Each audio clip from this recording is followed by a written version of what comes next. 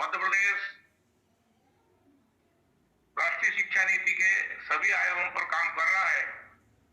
निश्चित रूप से इस अभियान को भी हम आज से प्रारंभ कर रहे हैं। आगे हम लगातार जो इसका विभाजन किया है अलग अलग सप्ताहों का, उसमें जो जो कार्य योजना है उसका क्रियान्वयन नीचे तक हमारा पूरा अमला, अधिकारीगण, शिक्षकगण सभी मिलकर करेंगे, क्योंकि हम सब जानते हैं कि हमको शिक्षा में परिवर्तन करना है या अपने देश के जो प्रश्न है उनका समाधान ढूंढना है। तो उसके लिए हमारा जो आधार है उसको मजबूत करना होगा और उसके लिए हमको विशेष करके छोटे बच्चे उन पर ध्यान देने की आवश्यकता है और उसीलिए यह अभियान चलाया जा रहा है। लेकिन इस अभियान की सफलता तभी सुनिश्चित हो सकेगी जब हमारे शिक्षक बंधु भगिनी, साथ में अभिभावक, पालक, उन सबको जोड़ने का हम काम कर सकेंगे।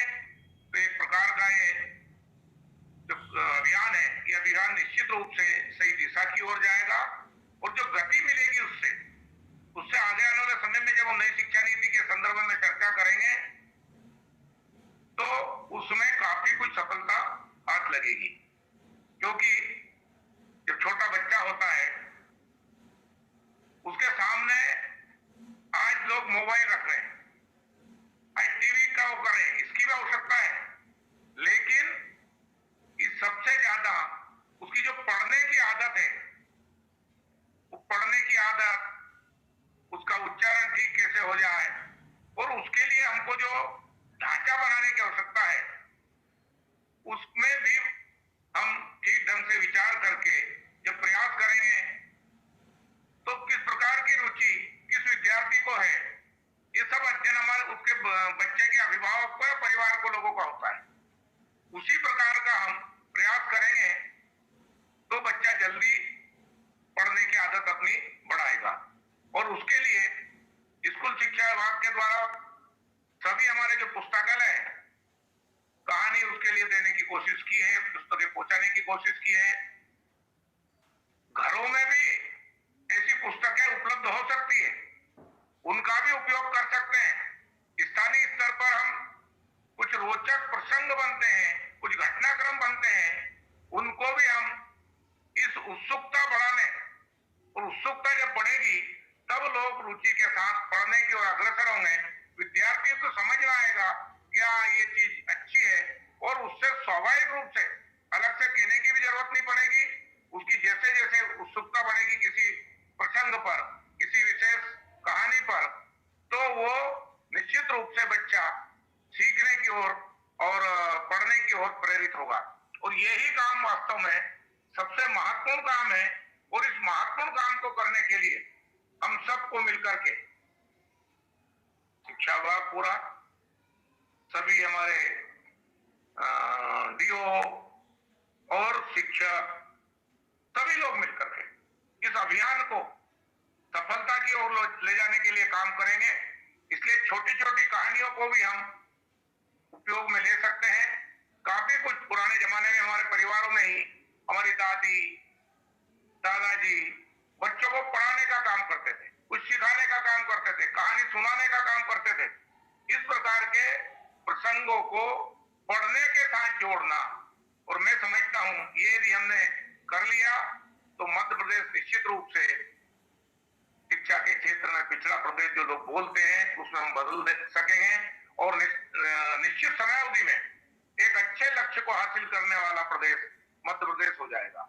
और इसके लिए हमारी सारी टीम मिलकर के, टीम भावना के साथ जब काम करेगी तो हम किसी भी महापुरुष या हमारे आसपास की गतिविधियां या पर्यावरण को लेकर के व्यवहार, आचार, इन सब बातों का समावेश इस अभियान में करने की जरूरत है।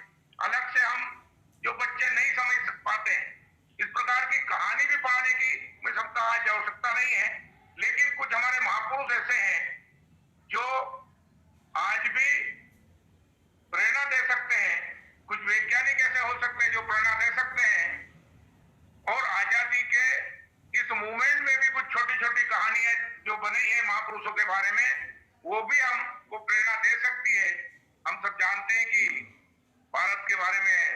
कई सारी मान्यताएं चलती प्रचलित है समाज जीवन में, उन सब को भी बच्चे में जिज्ञासा पैदा करने के भाव से हमको दिखाने की जरूरत है। एक उदाहरण मैं आपके सामने रख रहा हूं, आप सब लोगों ने उसको सुना है, पढ़ा है। हमारे यहाँ पर बहुत महान वैज्ञानिक जगदीश चंद्र बसु कह सकते हैं, बोस कह सकते हैं, बंगाल की धरती पर पैदा हुए। उनकी माँ ने एक उनको समझाइश दी बचपन में। वो समझाइश का परिणाम ये हुआ कि आगे जाकर के उन्होंने बहुत बड़ा सिद्धांत दुनिया के सामने दिखा दिया। बचपन में आंगन में जब वो खेल रहे थे, कुछ पौधे लगे थे, पत्ती तोड़ी रात के शाम के समय। माँ ने डांटा, बेटा पत्ती नहीं तोड़ते। उन्होंने पूछा कि क्यों माँ, क्यों पत्ती नहीं तोड़ते? नहीं, बोले शाम के समय पौधे की पत्ती नहीं तोड़ते। तो बोले क्यों नहीं तोड़ते? बोले सो जाते हैं। अब ये जो प्रेरणा थी, उनको समझाया कि नहीं, माँ को ये नहीं मालूम था कि इसके साथ कुछ विज्ञान जुड़ा है, कुछ साइंस जुड़ा है। लेकिन परंपरागत रूप से जिन ऋषि मुनियों ने ये परंपरा डाली समाज जीवन में, वो वैज्ञानिक थे, लेकिन उसको बाद में धीरे धीरे करके वो परंपरा के साथ जुड़ गया। अब बाद में हम जानते हैं कि जब ज्योति बसु बड़े वैज्ञानिक हो गए, वैज्ञानिक होकर के उन्होंने जब कई खोज करने की है, और आखिरी में जब तीसरी खोज उनको करने का अवसर मिला, तो उन्होंने यही माँ की जो समझाइश थी, उस समझाइश को प्रयोग करके, सोच करके, और जब देखा, क्योंकि वो जिज्ञासा थी सीखने की कि क्या है आखिर में। माँ ने कहा कि पत्ते नहीं तोड़ना चाहिए किसी पेड़ के, पौधे के, क्या कारण है उसका?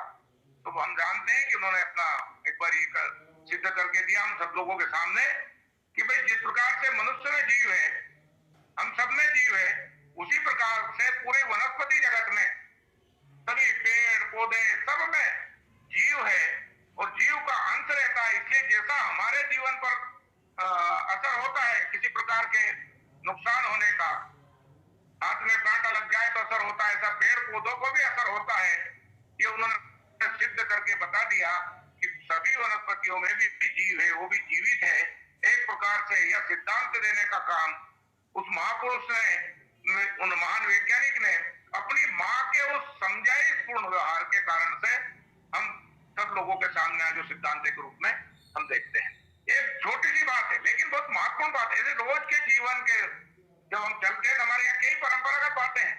हम सोचते हैं ठीक है, किसी पंडित जी ने बता दी होगी, किसी मौलवी ने बता दी होगी, किसी विद्वान ने बता दी होगी, किसी कथाकार ने कह दी होगी, लेकिन वो जो व्यवहार है उसको विज्ञान के साथ परखना, परख करके बच्चों में जिज्ञासा पैदा हो जाए, इस प्रकार से पढ़ाने की व्यवस्था करना, और वो बच्चे भी, उनको भी लगना चाहिए कि हाँ इसमें कुछ नया है, नयापन है। इसलिए तरह तरह के प्रयोग करते हुए हम कहानी से, कार्टून से, आदि चीजों को भी देकर के, और जो बच्चा तत्काल पकड़ ले, उस प्रकार की चीजों को पढ़ने के लिए हम प्रेरित करेंगे। तो मैं समझता हूं कि हमारा जो बड़ा लक्ष्य है, बच्चों में पढ़ने की आदत बनाना, सीखने की आदत बनाना, और उसमें अभिभावक, शिक्षक और समाज मिलकर के एक बड़ा रोल अदा कर सकता है। हम बड़े परिवर्तन करने का और आगे बढ़ सकते हैं, और क्योंकि हम सबके ऊपर बड़ी जवाबदारी है। राष्ट्रीय शिक्षा नीति 2020 जिस प्रकार से देश के संपूर्ण वर्ग ने स्वीकार की है, स्वीकार्यता दी है, उसके अनुरूप, उसके लक्ष्यों के अनुरूप हमको आगे बढ़ने के लिए कई सारी चीजों को बदलाव करने की आवश्यकता है। और ये भी एक बड़ा प्रयोग है। मैं समझता हूं कि हम सब लोग मिलकर के, और भारत सरकार की इस वाच्य अभियान या रीडिंग कैंपेन को हम अच्छे ढंग से क्रियान्वित कर सकते हैं। मैं सभी साथियों को, विशेषकर हमारे शिक्षक बंधु भगिनियों को, इसके लिए विशेष आग्रह करना चाहता हूं कि इस अभियान को एक बड़े चैलेंज के रूप में भी ले, लेकिन सरलता के साथ में हम कितना सरलता के साथ बच्चों तक बात पहुंचा सके, उसकी हमको, और बच्चों में जिज्ञासा पढ़ने की बढ़े। इस प्रकार के अपने जीवन के भी प्रयोग, जरूरी नहीं है किसी ने कोई किताब दी होगी उसी का हम प्रयोग बनाएं।